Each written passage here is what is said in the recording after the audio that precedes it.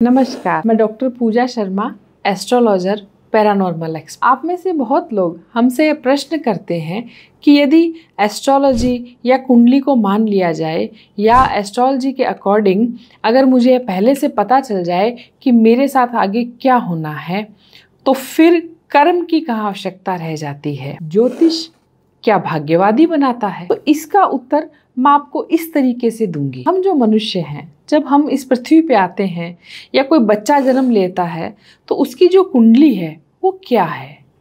उसका जो कुंडली है या उस समय जो ग्रहों की आकाशीय व्यवस्था थी वही उसकी कुंडली छप कर आती है। और वो आकाशीय व्यवस्था इस तरीके से थी या वो बच्चा इसी समय माता के गर्भ से बाहर आएगा या किसी गर्भ में उसने आके जन्म लिया, उसका कारण है ये कौन निश्चित कर रहा है? उस बच्चे के पूर्व जन्मों में उपार्जित कर्म, जिन्हें आप या भगवत गीता में आपने पढ़ा होगा तो आप कहते हैं संचित कर्म। ये संचित कर्म तय करते हैं कि इस बच्चे का जीवन कैसा होना है।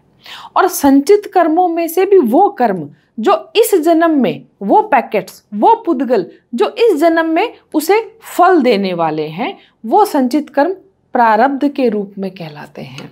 यानी कुंडली उस बच्चे के प्रारब्ध कर्मों का लेखा जोखा है। वह कैसे कर्म करके आया होगा ये भी कुंडली से जान सकते हैं, और उसके अनुसार ये जन्म कैसा होने वाला है वो भी प्रारब्ध या कुंडली की व्यवस्था के अनुसार हम जान सकते हैं।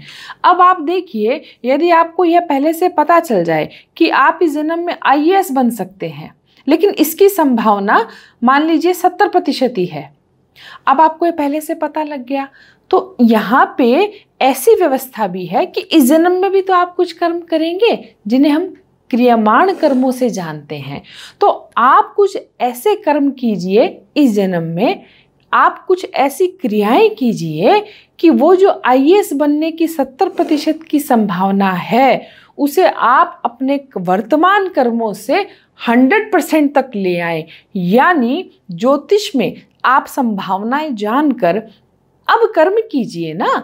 आप वर्तमान में ऐसे कर्म कीजिए कि उन संभावनाओं को या तो न्यून कर दें या अधिक कर दें। इसकी भी व्यवस्था है, क्योंकि ये जो पूर्व उपार्जित कर्म हैं ये अदृष्ट के रूप में हमारा पीछा करते हैं।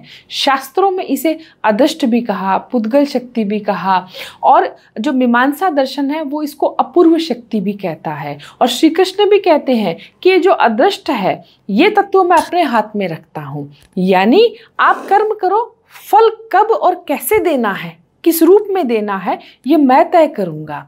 इसलिए हम कहते हैं कि कर्मण्येवाधिकारस्ते माँ फलेषु कदाचन माँ कर्म फल हेतुर्मा ते संगो। अब इन अदृष्ट फलों में से कुछ अदृष्ट, कुछ शक्ति अदृष्ट बहुत तीव्र होती है, जिन्हें हम कहते हैं ना कि इनको टाला नहीं जा सकता, ये घटना तो घटेगी, आप इसमें कुछ नहीं कर सकते। लेकिन ऐसे घटनाएं या ऐसे अदृष्ट कम होते हैं कुंडली में, और ऐसे अदृष्ट जिनको न्यून या अधिक किया जा सकता है, जिनका फल आप कम कर सकते हैं और ज़्यादा भी कर सकते हैं अपने अकॉर्डिंग।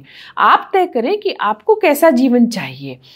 एस्ट्रोलॉजी आपकी कुंडली केवल ये जानने का माध्यम है कि कैसा कैसा जीवन होने वाला है, और आप अपने वर्तमान या क्रियमाण कर्मों के द्वारा खुद अपना जीवन बनाएंगे।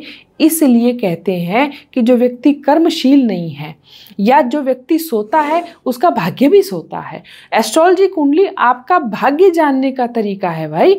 अब आप कर्म तो करो, उस भाग्य की चाबी तो लगाओ, अवश्य ही आपकी जिंदगी आपके अकॉर्डिंग होगी। इसलिए कहते हैं कि जो क्रियमाण कर्मों के द्वारा हम हमारे प्रारब्ध को, हमारे भाग्य को हमारे अनुसार बदल सकते हैं। इसलिए एस्ट्रोलॉजी की या कुंडली की आवश्यकता है, उसको देखने की आवश्यकता है, उसमें क्या लिखा है वो जानने की आवश्यकता है, ताकि आप अपना जीवन बेहतर कर सकें।